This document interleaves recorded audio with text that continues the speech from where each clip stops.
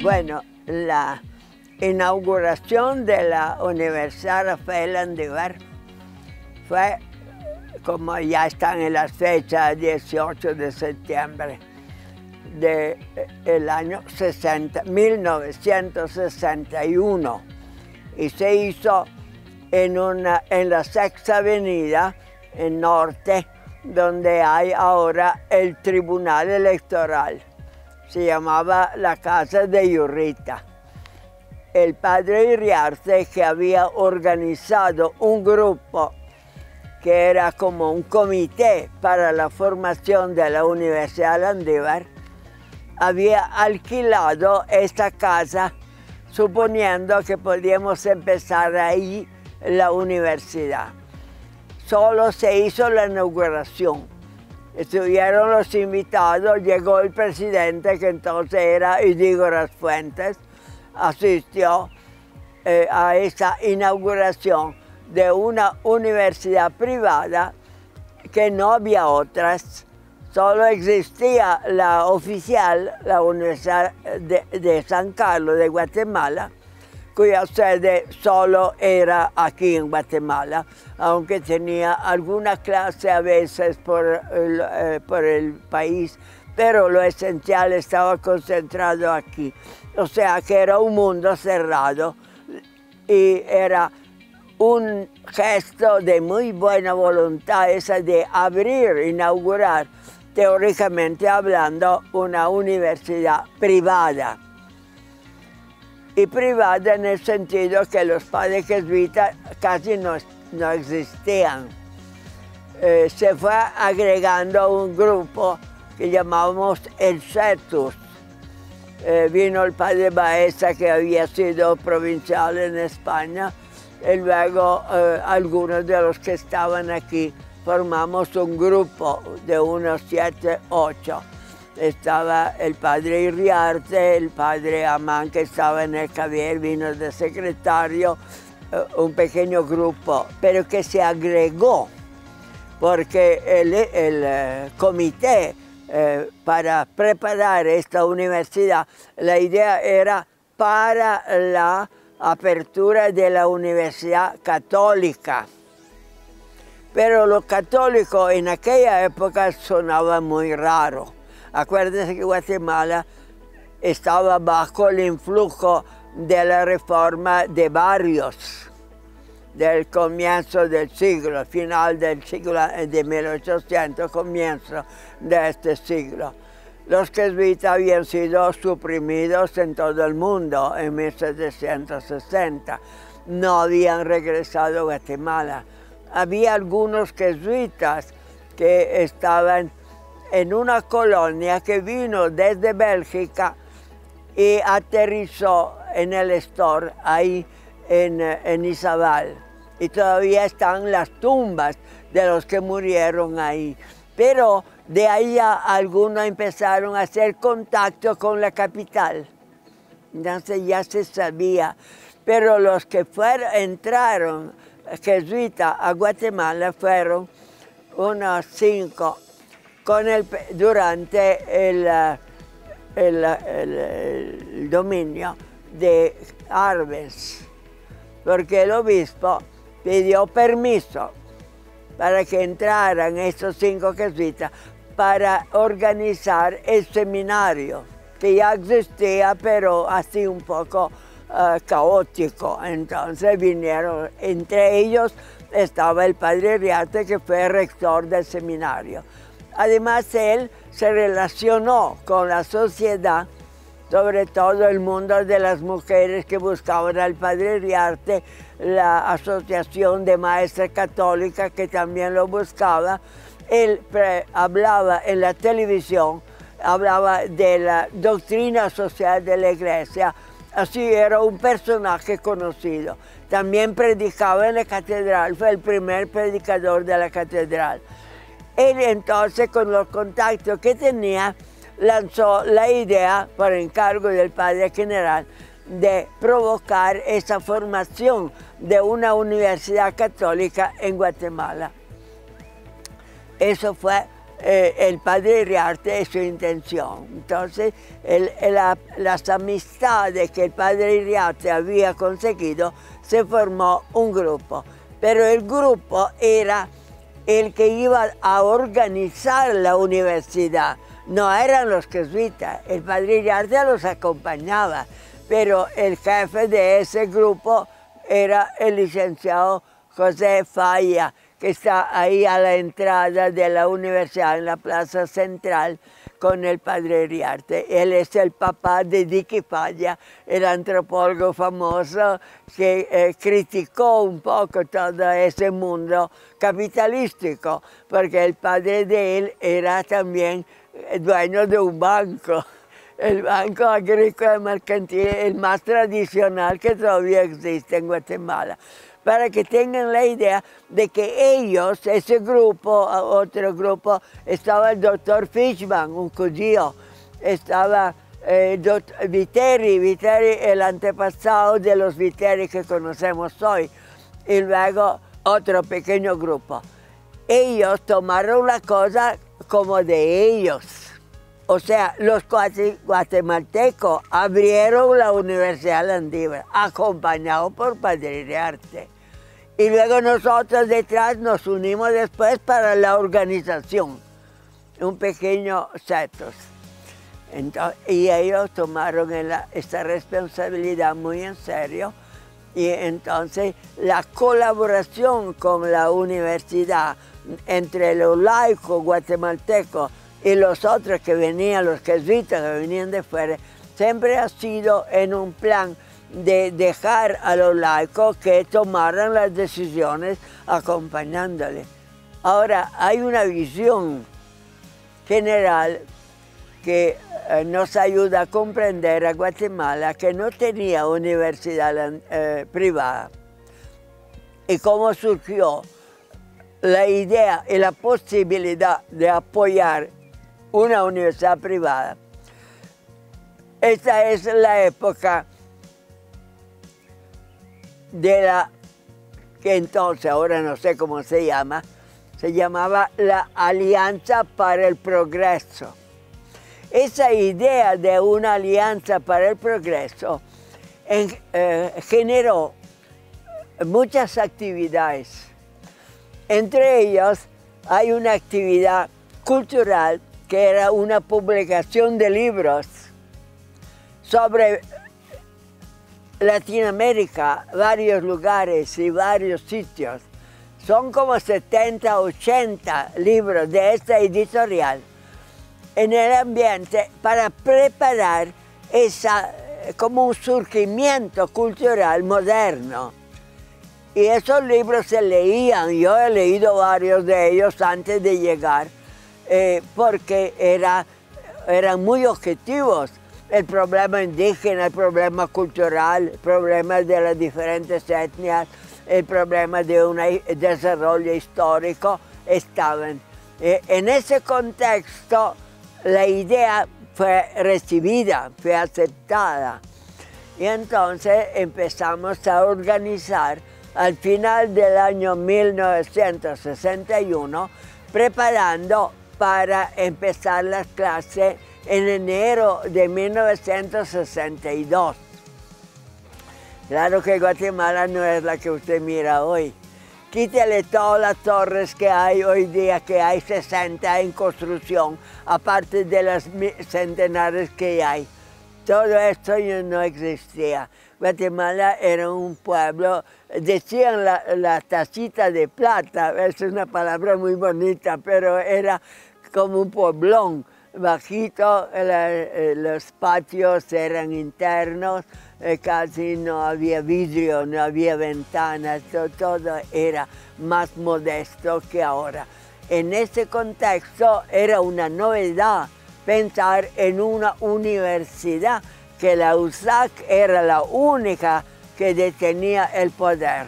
Ahí se organizó primero para darle una estructura hay que poner los decanos, había un vicedecano en cada facultad, porque nosotros ya intervenimos en esta estructura, porque nosotros estábamos ahí de tiempo completo. Los otros entraban poco a poco, entonces había una integración entre el grupo de padres que se formó y los laicos que colaboraban con nosotros. Esto es el contexto en que toda Latinoamérica ve un desarrollo de nivel intelectual más elevado en todas partes. Así en Guatemala fuimos los primeros. Pero esto explica también que después de nosotros empezaron otras universidades. Vino la del Valle, vino la Marroquín, y poco a poco, y hoy día es mucho. O sea, el aumento ha sido global hasta el día de hoy. Ahora estamos más o menos en una situación más o menos estable, pero hay mucho, y luego hay instituciones que son un poco intermedias. Hay una que se dedica solo a la parte agrícola, hay otra que es más una tecnología, como más especializado. Eso podría contestar a la cuarta pregunta, más allá.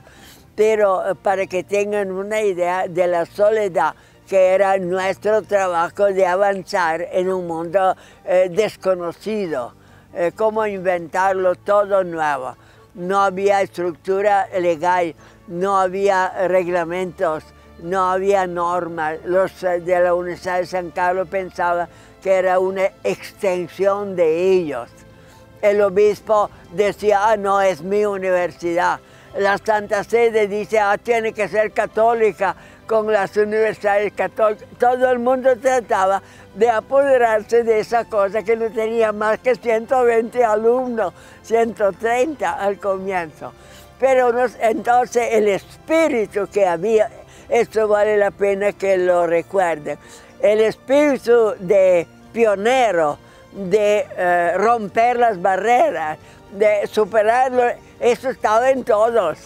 Todos los que se atrevían a escribirse en la universidad sabían que era una aventura, aunque hemos sido siempre muy coherentes. Las clases se dieron desde el comienzo organizadas, yo con la idea europea, otro venía de Estados Unidos, o sea, los padres tenían formación diferente. Nos pusimos de acuerdo para darle una estructura universitaria a la par. Esto fue nuestra idea, que tiene que ser una verdadera universidad, que se den tantas clases, que la gente se forme de una manera que podamos hacer la competencia con los demás. Y esta idea creo que se ha conservado todavía. Ahora, al comienzo, la parte tecnológica era muy deficiente. Solo después aquí se abrió lo que se llama el TEC Landívar. Ahora la del Valle he visto que ha hecho su gran construcción. Todo esto ha venido, pero han pasado 60 años en este recorrido. No, pero es todo un proceso y ese proceso tiene que continuar. Así que eso es un poco parte del mensaje que usted me estaba pidiendo. Un mensaje que la parte tecnológica es básica y es necesaria, porque la parte tecnológica está vinculada con la lógica, es decir, con un pensamiento racional. Y esto tiene que extenderse después al puro pensamiento racional que se llama filosofía. Tiene que haber una filosofía. Nosotros hemos introducido la fenomenología como una corriente filosófica que viene de Europa, se llama, desde Estados Unidos se llama Continental Philosophy, o sea, una filosofía que ellos vienen del continente, de más allá del océano. En realidad, esa continental tiene muchas divisiones. Hay algunas que son marxistas todavía, otras son idealistas, pero la rama más importante que está ganando terreno en los Estados Unidos, porque Estados Unidos depende de Inglaterra y su filosofía era análisis del lenguaje o filosofía analítica. Pero a pesar de eso, la Continental Philosophy entró como fenomenología, y la fenomenología está ahora presente prácticamente en todas las universidades de Estados Unidos. No hay proporción. Si hay 25 profesores de positivismo lógico, habrá 5 de fenomenología, pero hay en todas las universidades. Entonces nosotros pensamos, porque como jesuita que estábamos trabajando en la U, siempre nos preocupaba que el pensamiento especulativo no fuera contrario a la fe. Y encontramos que con la fenomenología no había ningún problema. La Iglesia había elaborado una filosofía que se llama la escolástica, pero ya la escolástica ni siquiera los seminaristas que todavía vienen a clase con nosotros no la aceptan, porque es un mecanismo tan simple y tan rígido que no se adapta al pensamiento moderno. Al contrario, la fenomenología nace en el año 1900, o sea, con Husserl, y de ahí con Heidegger, y luego de ahí Merleau-Ponty, a lo largo de este siglo XX. O sea, es la última llegada, pero es una filosofía totalmente bien organizada, entonces nosotros la aceptamos. Y también se está comunicando a las sedes departamentales. Yo creo que hay 2 cambios importantes. Uno, crecer como estudio más elevado que la simple licenciatura. O sea, llegar a un doctorado, hacer maestría, o sea, a la especialización. Tanto que ahora se está construyendo en la zona 10 San Ignacio un edificio grande para posgrados. Pero eso no basta. El concepto moderno, el cambio verdadero la idea es que la formación no se termina. Aunque tenga uno un doctorado, ese doctorado es un papel que señala una meta en el tiempo, pero el tiempo pasa y como el cambio es rápido, entonces tiene que haber una continua evolución. Esa es la idea que yo creo que podría quedarse. Esa evolución tiene una base científica, no se puede abandonar lo científico, pero también tiene una base intelectual. Las 2 cosas tienen que evolucionar al mismo tiempo. Bueno, ahí entramos en el campo más específico, porque yo enseñaba filosofía. Había una materia que llegó a extenderse a toda la universidad, que esa era la lógica. La lógica como un curso básico para todo el mundo. Y eso se extendió, que luego volvió a, no digo a desaparecer, pero a disminuir. Pero yo estaba desde la perspectiva de la filosofía. Por un lado, era la especulación a tener una corriente que era la fenomenología. Y por otro lado, extender a todo el mundo. Entonces, yo lo que por mi parte en la filosofía he contribuido a algunos aspectos generales. Uno de ellos es la filosofía de los valores. Llegamos a definir a los 4 valores de la Universidad Landívar, pero hay un libro grande que se titula Ver los valores, que es la base teórica de cómo están los valores al lado de lo que es la metafísica del ser. Porque en todo ese periodo que yo he dado clases, empezó con Heidegger, luego estaba de moda en el año 68 Rudi Dutschke, Max Scheler y luego Marcuse.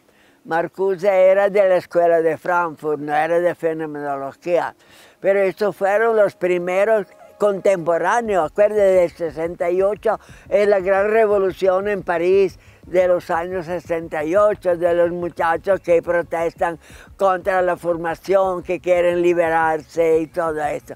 Entonces, pero poco a poco nos aterrizamos en un sistema completo que era la fenomenología. Pero la parte de los valores También otro aspecto que nosotros tocamos es la visión del mundo indígena. La Universidad Landívar fue la primera en admitir indígenas a la universidad. Que fueran maestros era suficiente para poderse inscribir. Entonces, antes apenas había alguna excepción de algún contacto, pero los que se iban a la Universidad de San Carlos más bien se ladinizaban, tomaban ese carácter. Uno de ellos que luego fue ministro de la Cultura, que era totalmente latinizado. Después de 20 años o 30 años, cuando llegó a ser ministro, se declaró indígena. O sea, fue toda una evolución. Pero este aspecto, entonces yo por mi parte también hice la parte teórica con un libro que se dedicó del año 75 y salió en el 80, que era Identidad Nacional, o sea, la identidad de los grupos. Aquella época, imagínense, 1979, 80, digamos, nadie hablaba de identidad. Yo fui a Inglaterra a estudiar identidad allá en la London University, a ver qué decían los filósofos de allá. Pero yo escribí un libro sobre ese problema. Ahora ya todo el mundo cuando habla de grupo está hablando de identidad. Y ahora hay identidad ladina, identidad indígena y todo el resto. Todos esos son conceptos que ahora se mueven, que han evolucionado y hay que tenerlo en cuenta. Con estas ideas, una de las novedades, aparte es el cambio tecnológico que ustedes han visto, ha sido entrar a las sedes departamentales. Yo empecé con un grupo en Jalapa, que duró 4 años, pero allá se entró la Universidad de San Carlos con algunas clases, entonces ya no podíamos continuar. Cerramos el ciclo, pero de ahí siguió Antigua, y luego Zacapa, y luego Cobán, y luego Cutiapa, y luego, bueno, Cobán ya lo he dicho, y de ahí hasta Huehuetenango. Hoy día tiene como 9 sedes departamentales. Y esta es otra de las recomendaciones que yo siempre hago, que no se olviden de las sedes, porque la sede es lo contrario de la globalización.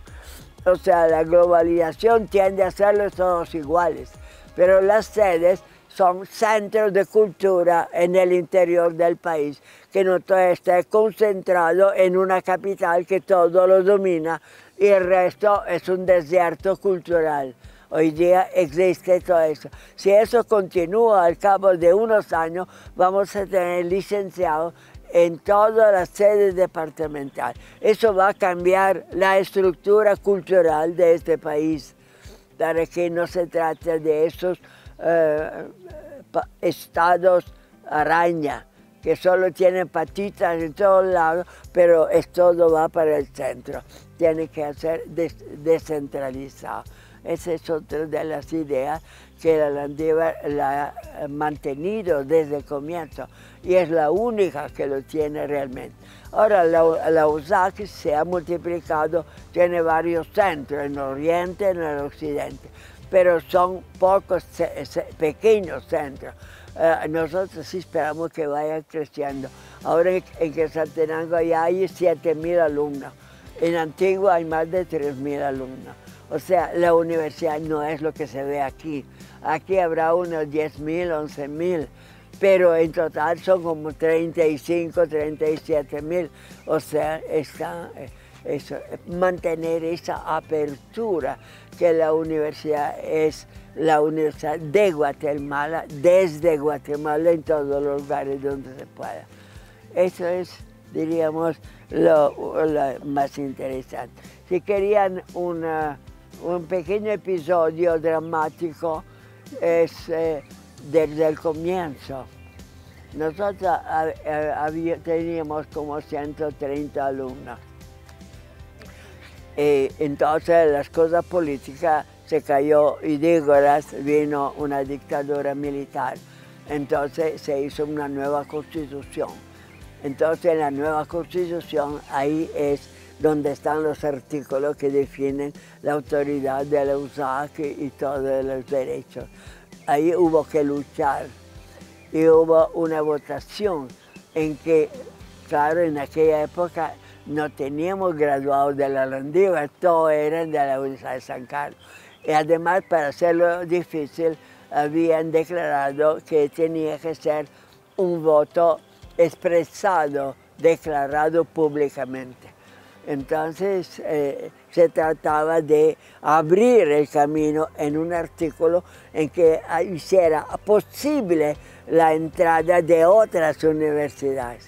Y la votación la hicieron los de San Carlos, que votaron en favor. Algunos todavía votaron en contra. Y ese día estaba todos los muchachos de ahí, porque estaban como jugándose su libertad. No, nosotros nos pedíamos la autonomía y no la libertad de enseñanza.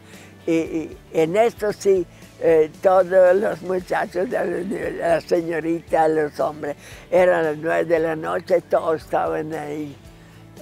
Tanto que esa sesión terminó que los estudiantes luego entonaron el himno nacional. Y en el Congreso, en el himno nacional, todos se levantaron y siguieron cantando. Pero como era contrario a la idea de ellos, ellos se salieron cantando la chalana hasta la calle, como que derrotados por esta cosa pequeña que estaban haciendo.